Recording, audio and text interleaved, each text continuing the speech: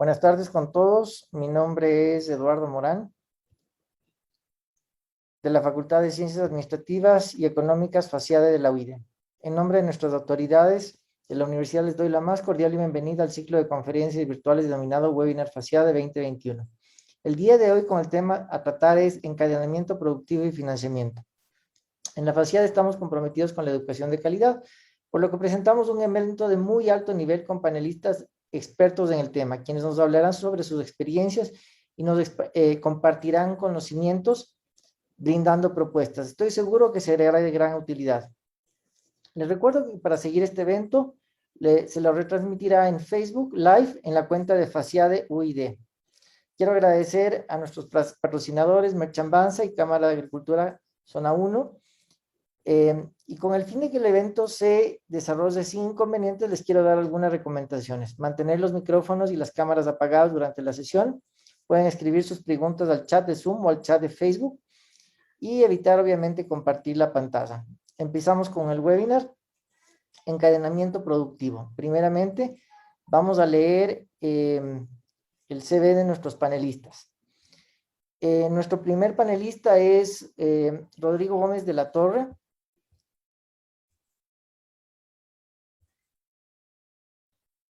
Rodrigo, vamos a ver que estemos ahí en pantalla.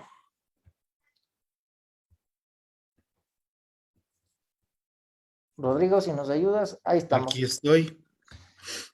Vamos a cambiar un poco la presentación de esto. Vamos a decir, apasionado por la agricultura y la economía, empresario, ha sido representante del Consejo de Salarios del sector de empresarios, es presidente actual de la Cámara de Agricultura, estudió Ciencias Aplicadas en la Universidad de San Francisco. Nuestro segundo panelista es Washington Toasa. Apasionado por la música y finanzas, académico, empresario, presidente del grupo Merchambanza, ingeniero comercial. Es un gusto tenerles aquí en este webinar, encadenamiento productivo y financiamiento.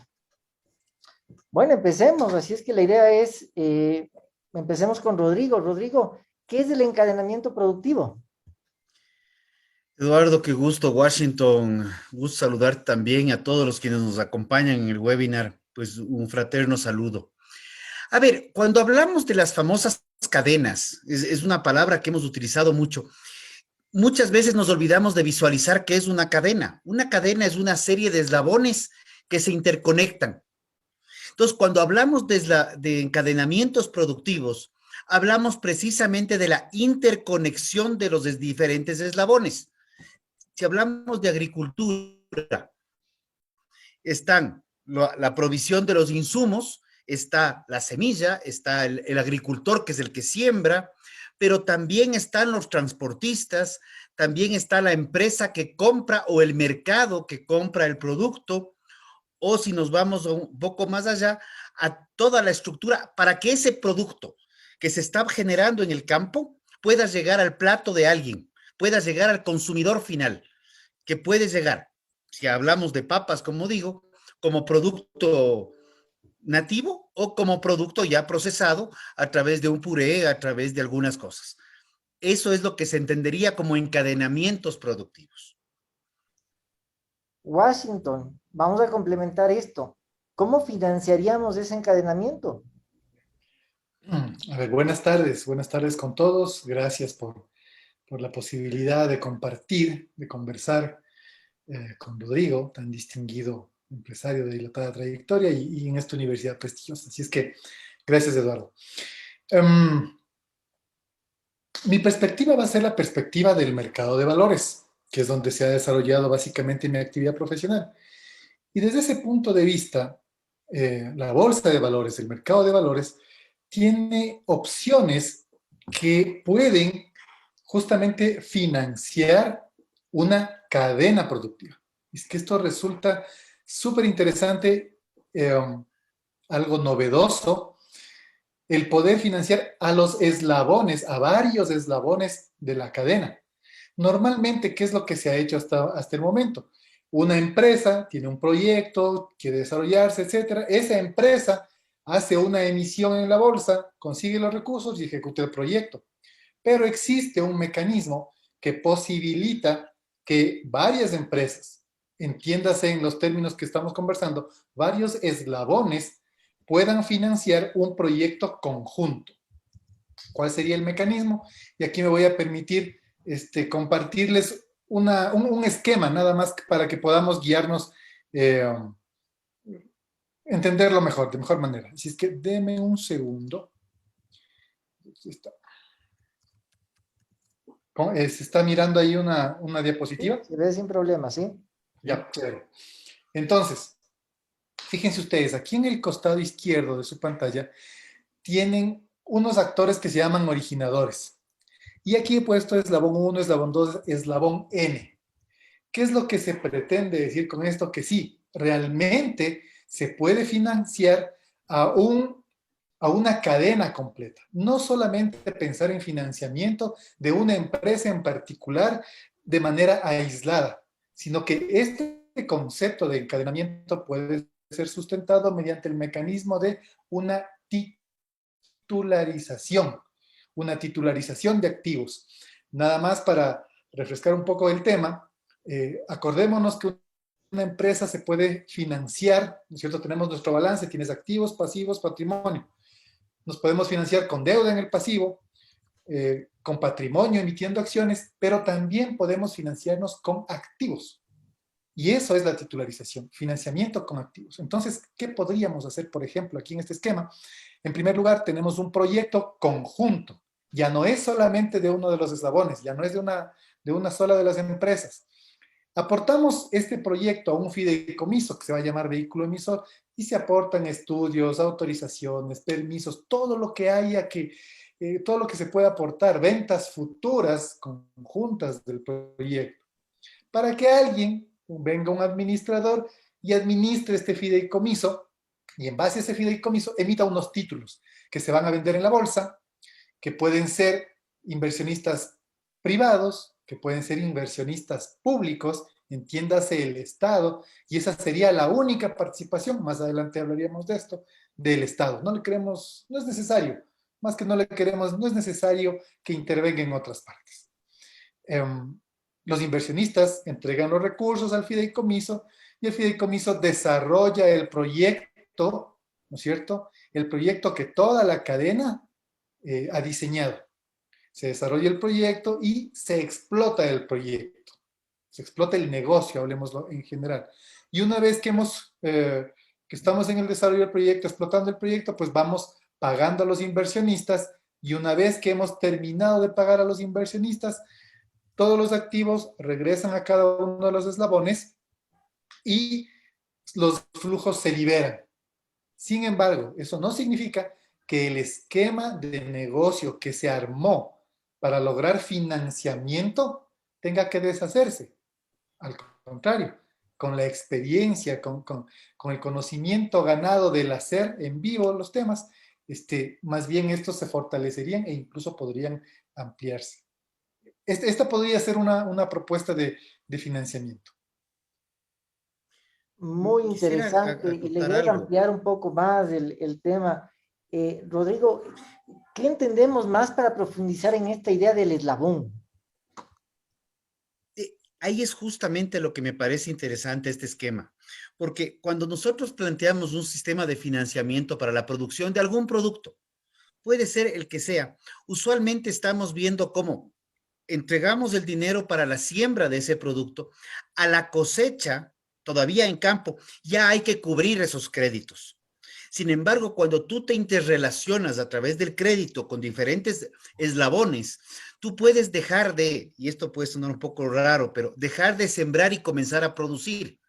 Ya no es que siembras, cosechas y ves que vuelves a sembrar o repites la siembra, sino ya entras en un proceso sistemático, organizado para el mediano y largo plazo, en el cual tú estás interrelacionándote con los diferentes actores. Y el momento que tú te interrelacionas, también le bajas el riesgo al inversionista, porque, y perdón que voy a seguir el ejemplo de la papa, es un tema muy interesante porque es un producto que se lo siembra y se lo cosecha más o menos a los 6 meses y medio.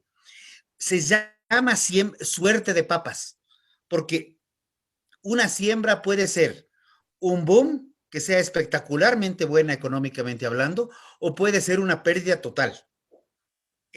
Pero si tú ya tienes, aprovechando la riqueza climatológica y aprovechando la ubicación geográfica y el clima en el Ecuador, puedes sembrar 12 meses al año, ya inviertes en sistemas de riego permanentes y inviertes en procesos de clasificación, pesaje y comercialización de la papa o la industrialización de la misma, tú ya estás avanzando muchísimo más.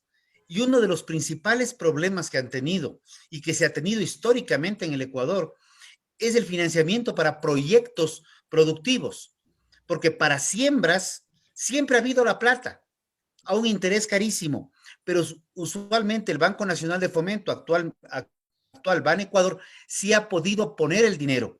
Y luego de 1 o 2 años han venido en promedio, las condonaciones de multas de intereses, que hace unos 15 años eran de multas, intereses y capital inclusive. Entonces, algún problema había en la estructura crediticia que no se pagaba porque la estructura productiva no estaba completamente bien armada. Bastante interesante. Y vamos a hablar un poco de los bancos y del financiamiento, porque ya no queremos quedarnos solo en la banca, sino queremos pensar en que la gente invierta en estos nuevos esquemas. Guaso, ¿qué verían los inversionistas en este proceso de financiamiento, de encadenamiento? A mí me parece que Rodrigo ha topado lo que es bien importante y empezó por ahí su intervención, y es el riesgo. El manejo del riesgo es lo más importante que nosotros tenemos a la hora de estructurar un producto financiero como el que estamos presentando, estoy proponiendo en este momento. Una cosa es manejar el riesgo de una empresa que sale a ver su producto, a ver cómo lo comercializa, por más seguro que sea, por más conocido que sea el mercado. Y otra muy distinta es que todos los eslabones tengan de alguna manera asegurado el mercado y sepan entonces prever los flujos que se van a generar, y eso efectivamente hace que el riesgo disminuya. Entonces, esta propuesta de financiamiento se vuelve más atractiva porque permite manejar el riesgo de los diferentes actores, ¿no es cierto? Y generar una estructura con un rendimiento financiero adecuado a ese riesgo. Debemos recordar que, esto lo sabemos desde el inicio, ¿verdad? Que hay la relación de a mayor riesgo, mayor rentabilidad exigida. Así se maneja por principio básico, ¿verdad? Entonces, si nosotros logramos mitigar los riesgos de los diferentes eslabones y en general lograr un nivel bajo de riesgo, eso implicará un nivel bajo de costo financiero a un plazo que se pueda manejar. Entonces, vamos encontrando ya un atractivo para este producto. Un bajo riesgo acompañado de una rentabilidad acorde al riesgo. ¿Ya? Ese me parece que es tal vez el principal atractivo o uno de los principales atractivos de generar una estructura de financiamiento a un encadenamiento productivo en general. Y claro, aquí la idea es complementar con una incógnita, porque siempre hemos dicho, vamos a sembrar en el futuro, y vienen todos los partidos políticos, vienen siempre ahora que estamos en esta moda de elecciones, vamos a invertir en agricultura. Pero si yo soy inversionista, me pregunto, ¿es rentable sembrar papas? ¿Es rentable sembrar? ¿Es rentable en general la agricultura como tal, Rodrigo? Tú que tienes tanta experiencia en esta área, agricultura, ganadería y todo lo que es la parte alimentaria, ¿es rentable un proyecto de este tipo? La producción agrícola, agropecuaria, es rentable cuando se la ve en una proyección a 10, 15 años plazo. Si nosotros pensamos en que vamos a hacer una inversión para un año y vamos a invertir en agricultura, vamos a tener probablemente o un golpe de suerte muy grande en ciclo corto o una caída muy dura. Cuando hablamos, por ejemplo, de ganadería, tú estás hablando proyecciones de no menos de 10 años. Cuando estás hablando en palma aceitera, tú estás hablando de proyecciones de no menos de 15 años, tomando en consideración que para que comience a producir, no hablamos de retorno de la inversión, que comience a generar ingresos en palma, son casi 4 años. O sea, de lo que preparas la tierra, siembras la planta y te sale el primer fruto. Son 4 años de inversión. Pero el negocio, obviamente, como negocio es rentable. Y tú lo tienes cuando se lo piensa en el largo plazo. Y tienes ejemplos en el mundo entero. Y por eso es que cuando ponemos estas frases famosas, vamos a volver la mirada al agro, hay que regresar los ojos al agro. Yo les digo honestamente, por favor, si le vamos a volver los ojos al agro, volvamos los ojos a toda la cadena agroproductiva. Porque si solo nos quedamos en el agro y no vemos la parte industrialización, no vemos la parte comercialización, no vemos la parte de apertura de nuevos mercados, porque ese es el tema fundamental. Tú produces porque alguien te lo va a comprar. Y ese alguien, si no es el consumidor final, va a ser un consumidor intermedio, pero va a llegar a un consumidor final. Y si no se llega a consumidor final o no se entiende las nuevas tendencias del mercado para consumo, pues puedes darte un papazo muy fuerte en tu inversión, en tu emprendimiento solamente de siembra. Y esto creo que aplica a todos los sectores productivos. O sea, si haces pulseras de mano, lo que necesitas es que alguien te las compre, porque no las haces para llenar tu casa de pulseras de mano.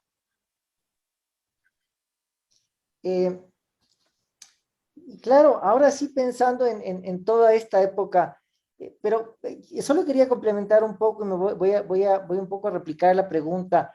Para ampliar esta idea del ancla, o también le podríamos definir como eslabón, que en Europa alguna vez pensábamos que la idea es unir, ¿no? Desde que pensamos en la siembra hasta que va a llegar a la mano. ¿Nos puedes explicar un poquito más de eso?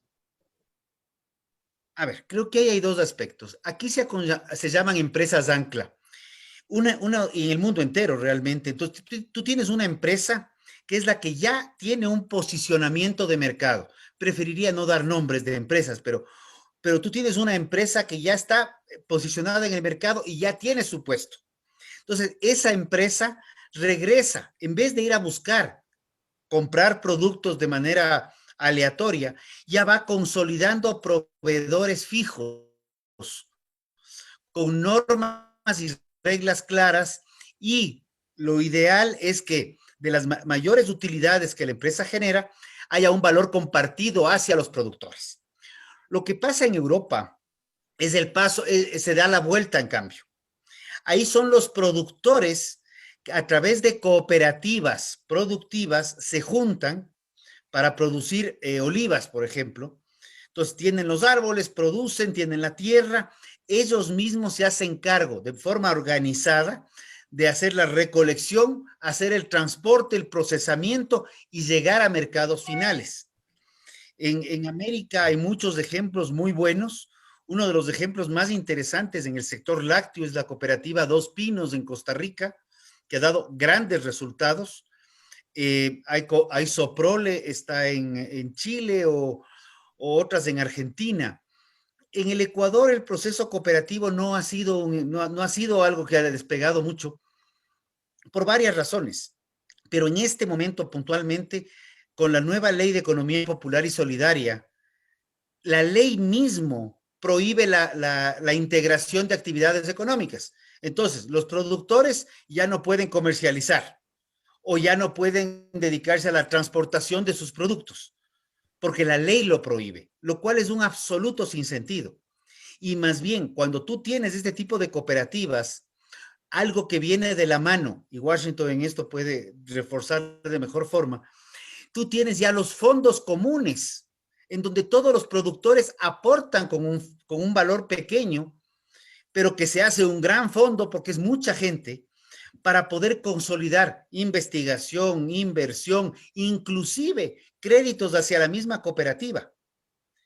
Y esto sí quiero dejarlo abierto, y ahí cuando tú tienes ya entras a lo que es mercado de valores y hay un proyecto interesante, pues tú ya tienes la opción de que cualquier persona, cualquier ciudadano pueda irse a la bolsa de valores y decir, ese proyecto me gusta, me interesa, y yo quiero meterle $50, quiero meterle $1,000, que ya puede manejarse con inversiones mucho más pequeñas, pero que ayudan a alimentar un fondo común mucho más grande para un desarrollo más consolidado.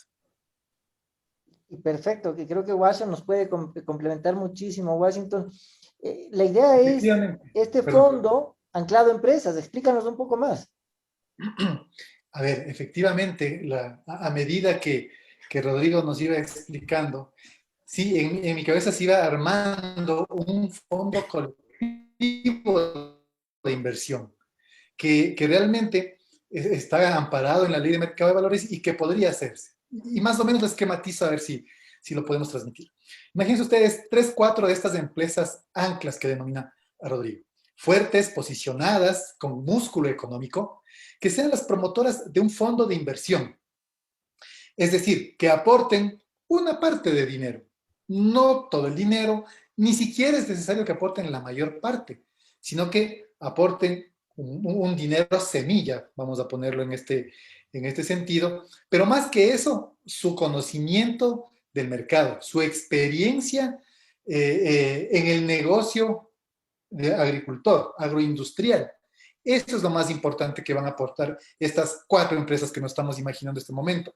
Entonces, aportarían a un fondo colectivo algo de dinero, pero básicamente conocimiento. Este fondo se lo armaría jurídicamente para que pueda emitir títulos parecidos a las acciones. Serían cuotas de participación, parecidos a las acciones, ¿ya? Y estas cuotas se comercializarían en la bolsa para que cualquier inversionista, público o privado, pueda adquirirlas. Y podría entrar, ahí sí es importante el impulso del Estado. Ahí es importante que compre una buena parte de esas cuotas, pero como inversionista. O sea, para que su rol sea inversionista y se atenga a las reglas que estén ahí, no otro. ¿Ya? Entonces, además podrían entrar las propias empresas interesadas, el propio sector, los ciudadanos en común. Aportamos a través de la compra de estas cuotas de membresía, de cuotas de participación, perdón, al fondo. Y el fondo, con su conocimiento, y les digo porque hemos armado un fondo ya parecido en otros sectores, con su conocimiento tiene un comité de inversión. Ese comité de inversión escogería con esta visión de cadena, ¿no es cierto? Escogería qué proyecto abarcaría, cuál sería el proyecto, cuál sería la cadena implicada y financiaría esa cadena directamente. Sería un comité el que va tomando esa decisión, conociendo, porque hay un problema en el Ecuador. El fondo del que yo les estoy comentando, que ya existió y ahora está ya cerca de liquidación porque ha cumplido su periodo, tenía un problema muy importante, es que el Estado no estaba solamente como inversionista, sino que era parte del comité de inversión. Y al ser parte del comité de inversión, los funcionarios públicos tienen miedo de la Contraloría. Y si no nos va bien, y si perdemos plata, chusa, entonces las decisiones se complican, se largan. Entonces al Estado no le necesitamos en el comité de inversión. Estamos como un inversionista más, que la gente que sabe del negocio sean los que deciden a quién financian. Eso además le vuelve muy rápido a la toma de decisiones, porque al ser parte del sector, al ser conocedores, fácilmente pueden evaluar un proyecto que vaya a resultar rentable para todas las partes. Hasta ahí me quedaría ahorita.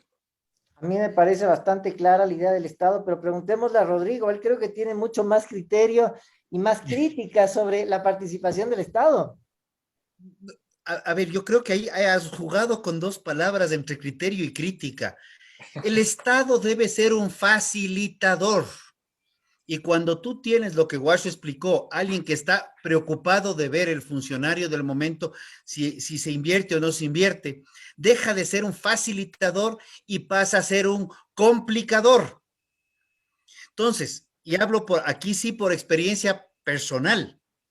Soy parte de un directorio de una empresa mixta. el Estado tiene un porcentaje minoritario de acciones. Tenemos que hacer una inversión que es el corazón de la empresa. Y el Estado resulta que quiere complicarnos las cosas y que hay que ver que los estudios, por poco nos están pidiendo el estudio de cómo funciona la máquina en tiempo real que se va a instalar. O sea, algo que es imposible. Pero sí, el Estado puede ser un facilitador a través de capital semilla. Y los capitales semillas, como se han creado empresas mixtas en el Ecuador históricamente, hay casos como, por ejemplo, que queda en el estatuto. Entonces, tú consolidas la empresa, integras los diferentes eslabones y planteas en el mismo estatuto. El Estado aporta con vamos, con el 50% como capital semilla y el otro 50% viene del sector privado. El punto de equilibrio del negocio, y para hacer números fáciles, va a ser 5 años. Entonces, a partir del 6º año, el Estado entra en un proceso de descapitalización de un 20% anual para que en el año 10 ya la empresa es 100% de los productores o 100% de la estructura. Ahí esto es en materia accionarial pura. Pero de este equipo, de este grupo, si tú tienes un 50% del Estado o un 40% del Estado y un 40% de accionistas directamente, tú abres 10 por el un lado, 10 por el otro, de accionistas o partícipes del fondo que van a recibir, van a compartir en algo el riesgo, pero más van a estar en el tema de ganancias a través de pequeñas inversiones que podemos hacerlas todos los ciudadanos.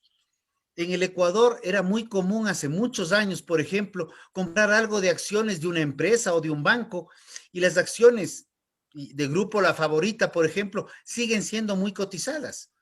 Ahora tener acciones de un banco parece que es un delito, pero era una actividad totalmente lógica, normal, de alguien que tenía una plata, veía que había una oportunidad de inversión y la ponía ahí y recibía sus utilidades en función de su inversión, que es totalmente lógico y en el mundo entero sucede. Sumamente interesante y creo que armamos una propuesta bastante novedosa, innovadora.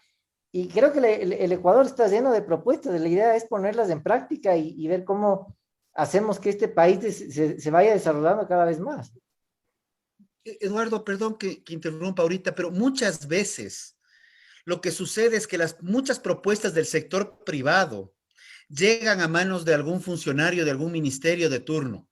Y ese momento deciden que es tan buena la idea que tiene que implementarla el Estado. Entonces se apropian de la idea, no entienden lo que Guacho acaba de explicar, el know-how, y hasta ahí murió el proyecto. Cuando las actividades productivas corresponden al sector privado y las actividades de control, de ser el caso facilitación en un momento, le pertenecen al gobierno. Y en un Ecuador que está ampliándose en acuerdos internacionales desde hace muchísimos años, la CAN tiene más de 20 años, Mercosur, Unión Europea, EFTA, etcétera.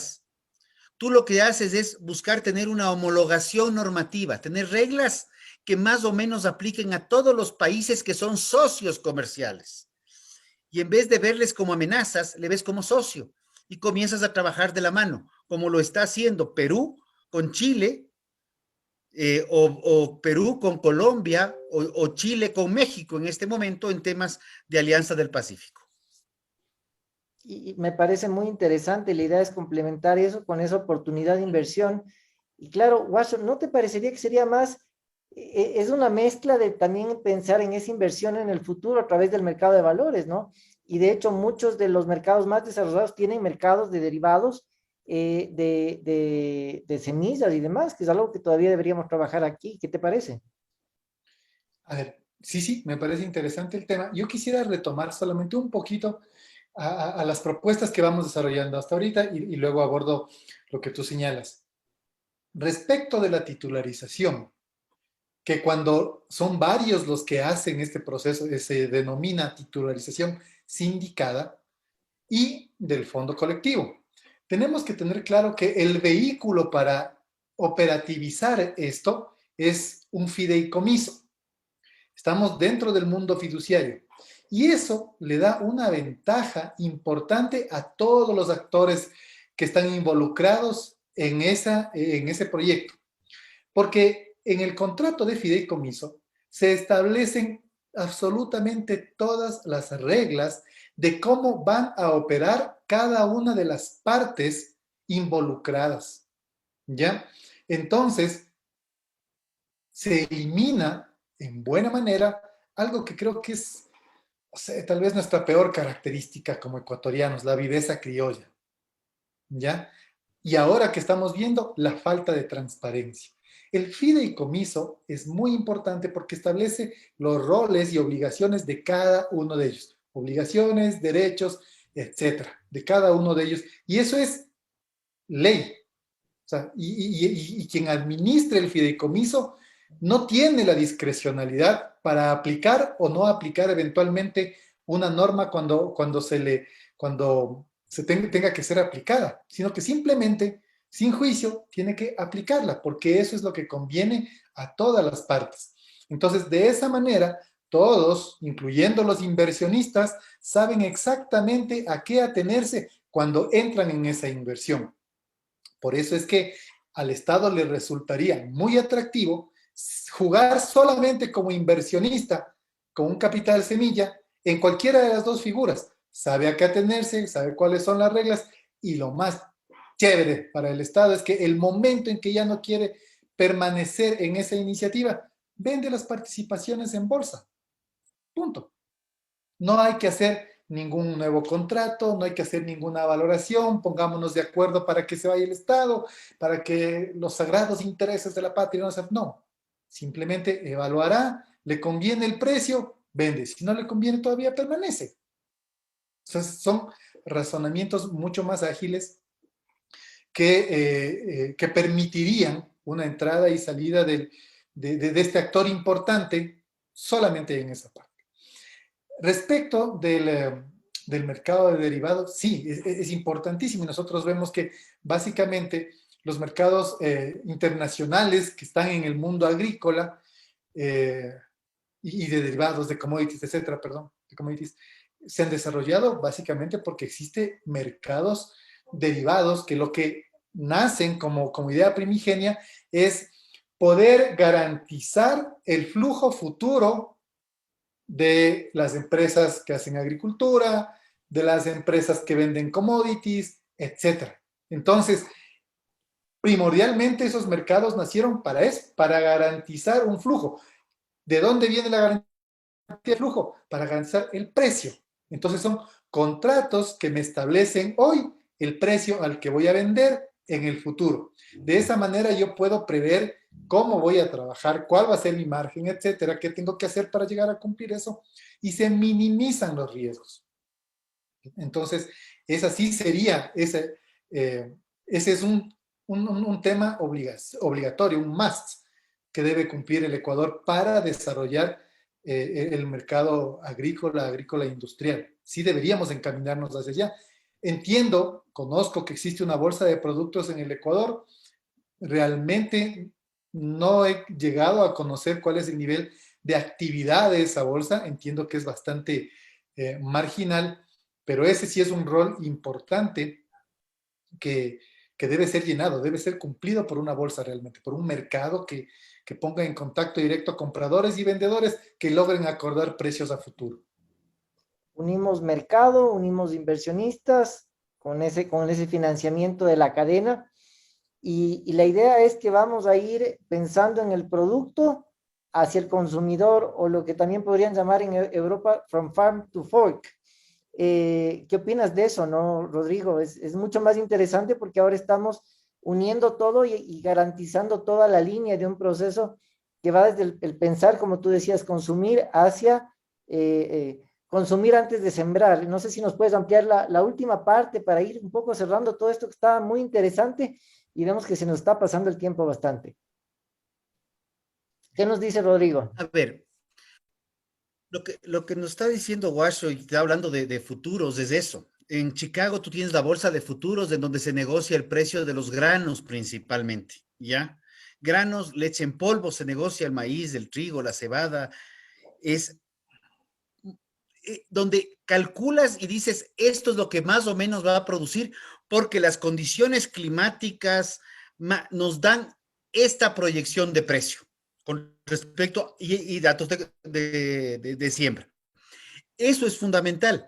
El from farm to fork, que es de finca a plato, que plantean los europeos, es interesante. Lo que no te dicen en esa frase es que lo que está pasando es exactamente al revés. Están analizando más qué es lo que el consumidor quiere, porque nosotros en el sector rural lo que producimos son materias primas.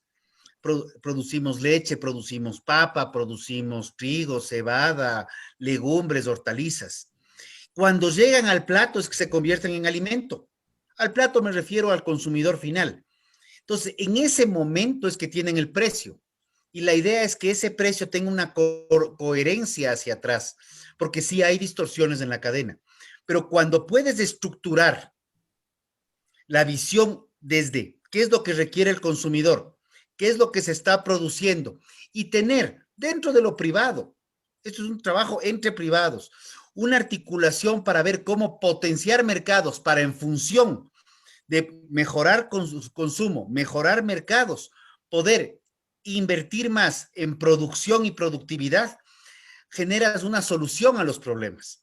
Porque muchas veces lo que hacemos es invertimos en la parte primaria, en el primer eslabón de las cadenas, generamos una sobreproducción que aunque digan que no existen las leyes del mercado, pues del momento que hay un exceso de producción y no hay más consumidores, tú lo que tienes es una caída de precios y tú tienes un problema en el consumo porque generas un desbalance. Entonces, productos, por ejemplo, como la leche. Hay un mercado internacional impresionante en quesos. Está creciendo fundamentalmente el tema de quesos y otro tipo de variaciones en lácteos. Entonces, ahí hay que ver cómo insertarnos en esos mercados. Y para todos los productos agrícolas, por ejemplo, y imagino que estamos aquí más entre jóvenes, temas como el cuidado ambiental, temas como el bienestar animal, el cuidado del agua, huellas de carbono, son temas que ya son muy relevantes. Entonces, si yo ya voy a comprar una libra de papas o un litro de leche o una libra de carne o un kilo de carne, yo también voy a ver no solamente la calidad del producto, sino cómo está produciéndose ese producto. Y eso es fundamental. En eso el Ecuador todavía tenemos bastante que trabajar y eso se llama trazabilidad. De forma que, y es uno de los sueños míos, que alguien en algún momento en Alemania o en la China o en Nueva Zelanda pida una hamburguesa o pida un steak y le digan, vea, este steak viene del Ecuador, hizo este viaje y como vino del Ecuador, este fue producido en la zona de Pedernales y si quiere, aquí está el código QR para que usted pueda visibilizar la finca donde se produjo, donde nació este torete que derivó en este pedazo en su plato. Eso ya lo tienes en Europa y ese es el camino al cual debemos apoyarnos. Y cuando tú estructuras esto, las herramientas financieras de Guasho no son necesarias, son indispensables. Poder concretar este tipo de cosas y dejar de pensar solamente en eslabones aislados que no mueven nada. Sumamente interesante y creo que deberíamos presentar la propuesta a quien gane, esperemos que sea un futuro largo en todos estos temas para aplicar lo que en teoría sabemos que hay que hacer y en la práctica siempre, como decimos, queda traspapelado por ahí. Vamos cerrando esto, se nos ha ido casi la mayoría de la hora, así es que les voy a pedir una última parte de resumen y cierre a cada uno de ustedes. Empecemos con Guaso y obviamente después contigo, Rodrigo, agradeciéndoles en nombre de la facultad, de la universidad, por haber estado junto con nosotros y haber compartido su conocimiento. Guaso, te escuchamos. Gracias. Yo quisiera recoger, antes de mi mensaje final, quisiera recoger una parte esta parte bien importante que se ha vuelto más crítica cada vez, que es el tema de que toda la producción agrícola, alimentaria, etcétera, tiene que ser sostenible, tiene que ser amigable con el ambiente, tiene que tener beneficios sociales. Y es que ya existen, están los denominados bonos verdes. En nuestro mercado ya se puede hacer bonos verdes, ya se puede hacer bonos sociales, generar bonos sostenibles, que son los que combinan las dos partes, ¿ya? Entonces, uno de estos, los mecanismos que acabo yo de comentarles, pueden perfectamente encajar en estas definiciones y encajando en estas definiciones pueden tener acceso a financiamiento internacional de organizaciones que están interesadas en promover justamente un manejo más consciente, más eficiente, menos agresivo con el ambiente.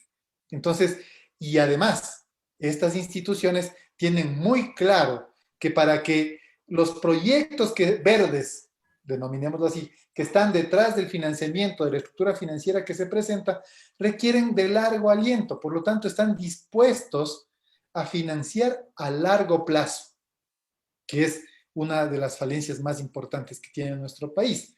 Entonces, quiero empezar por esta parte diciéndoles que sí, hay la posibilidad de que estos mecanismos financieros sean enfocados a proyectos verdes, a proyectos socialmente beneficiosos, a proyectos sustentables. Se puede hacer, hay los instrumentos y hay quienes están interesados en financiar. ¿Qué se requiere? Que los eslabones sean básicamente transparentes. No se requiere que sean enormes empresas, gigantescas corporaciones, no. Se requiere información transparente, seriedad para comprometerse con la estructura financiera y luego legal en el fideicomiso y pare de contar. Eso es lo que realmente se necesita. Sí, tenemos ahí unas autoridades que nos van a aprobar los procesos, etcétera. Eso es otra pelea que se puede dar. Pero básicamente tenemos que nacer de tener eslabones dispuestos a actuar con total transparencia en marcos regulados, en marcos formales. Necesitamos elevar nuestros niveles de formalidad. Insisto, no ser grandes corporaciones, simplemente ser más formales, más transparentes. En resumen, para despedirme, en primer lugar, agradecerles que bueno es tener una oportunidad de compartir, de sembrar una semillita en sus mentes que están aprendiendo, absorber nuevos conocimientos, pensar, criticar lo que tenemos, siempre es bueno. El mercado de valores es muy pequeño en el Ecuador, necesitamos fortalecerlo. El mundo, si ustedes revisan la historia del mundo, no se desarrolló por la banca comercial. La banca comercial tiene un rol. El mundo se desarrolló por el mercado de valores. La conquista de América fue financiada en una bolsa de valores. La independencia ecuatoriana se financió con bonos emitidos en la bolsa de Londres, etcétera. Tenemos el ferrocarril, los ferrocarriles esos que se construyeron para que las familias vayan al oeste en pos de la fiebre del oro en Estados Unidos, se financiaron en bolsa. La bolsa es un instrumento, es un mercado que genera instrumentos para poder financiar este tipo de proyectos, esos proyectos que la banca comercial, por su estructura, no los acomete. ¿Ya? Somos complementarios, la banca comercial y el mercado de valores. Pues para este tipo de cosas de las que estamos conversando, atrevidas, nuevas, innovadoras, que pueden darle un giro a las cosas, para eso está el mercado de valores. Entonces, es un tema que los invito a considerar, que los invito a que profundicen y quedo a sus órdenes. Muchísimas gracias, Guaso. Creo que tu mensaje final nos llenó nuevamente de expectativas y de ganas de hacer las cosas y volcarnos nuevamente a ese mercado de valores que sí es chiquito, pero tiene que crecer y tiene que llenarnos de oportunidades nuevamente. Rodrigo, críticas y obviamente propuestas. Esa es la idea, siempre presentar una propuesta, sobre todo para mejorar y especialmente a los sectores del agro y de toda la industria alimenticia. ¿Qué nos puedes decir? Como cierre Yo creo que final es de todo esto. importante ver, comenzar a integrar, y yo creo que este webinar más bien ha permitido eso, integrar a dos personas que no se conocían para poder sentarnos el día de mañana o más tarde y plantear un proyecto en el cual podríamos planteárselos a los candidatos, lo que tú has dicho. Estamos en un proceso electoral, todos quieren volver la mirada al agro, pero nadie tiene una solución concreta, porque la articulación es fundamental. Pero si nosotros vemos que estos conceptos de capital semilla a los estados muchas veces les incomoda, ¿y por qué les incomoda? Porque tú armas un capital semilla que luego le dice al estado, déjeme, yo sigo trabajando. Entonces el estado dice, entonces yo ya dejo de ser el protagonista, pues ya no quiero. Yo prefiero que usted siga supeditado a lo que yo diga. Y también hay otros que les gusta que el clientelismo, que papá Estado les dé solucionando los problemas. Entonces, esa combinación no abona al beneficio futuro. Pero lo que necesitamos en el tiempo es este tipo de proyectos, que no necesitas grandes cosas, no vas a solucionar el problema ni del Ecuador ni del planeta en un proyecto, pero pueden consolidarse y crearse ejemplos pequeños que den tal cual el ejemplo para que otros lo sigan. Los emprendimientos son fundamentales, pero los emprendimientos, y el Ecuador es un país de gran cantidad de emprendedores, pero muy pocos llegan al año y medio. La idea de este tipo de conceptos permitiría que esos emprendimientos más bien se sostengan en el tiempo y con eso hacemos construcción de país y no esperamos que papá Estado nos ayude solucionando la vida, sino nos empoderamos como ciudadanos y construimos el Ecuador que todos queremos, que es un Ecuador de desarrollo, donde ya no hablemos de las oportunidades que tenemos, sino ejecutemos las maravillas que tenemos. Y ese ejemplo lo ha dado Perú en estos últimos 20 años. Hace 20 años nadie ni le veía al Perú en materia agroproductiva, agroalimentaria. Ahora es una potencia latinoamericana peleándose el primer puesto con Chile. Entonces, y nosotros seguimos hablando de potenciales. No hablemos de potenciales. Yo bastante tiempo más, tal vez no mucho, pero igual sigo trabajando. Eduardo, con la universidad, trabajemos esto y presentemos una propuesta, busquemos interesados y saquemos un proyecto, por más que sea chiquitito, pero que demuestre que funciona y que salga adelante. Y en eso estamos comprometidos, por uno, por la familia, por el país, porque es el desarrollo. Muchísimas gracias a Gracias. ustedes y muchas gracias de Washington, muchísimas gracias Rodrigo.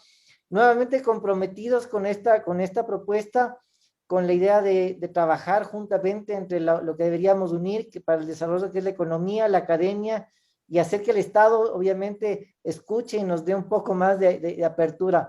Ahora que estamos en justo elecciones, creo que vamos a tener una propuesta para el siguiente gobierno. A nombre de la universidad, a nombre de la facultad, acaba de escribir Patricio Torres, decano de la facultad, les acaba de felicitar, les acaba de agradecer inmensamente, nuevamente mis agradecimientos y siempre es un gusto y un placer tenerles acá en la Universidad Internacional. Esperemos que volvamos un poco a reunirnos para ir ampliando esta propuesta y como decimos, empezar con pequeño y que los siguientes nos sigan y vamos haciendo cosas interesantes. Gracias a todos ustedes y esperemos reunirnos pronto para concretar nuevamente ya algo más certero y poder seguir aportando a nuestro lindo país.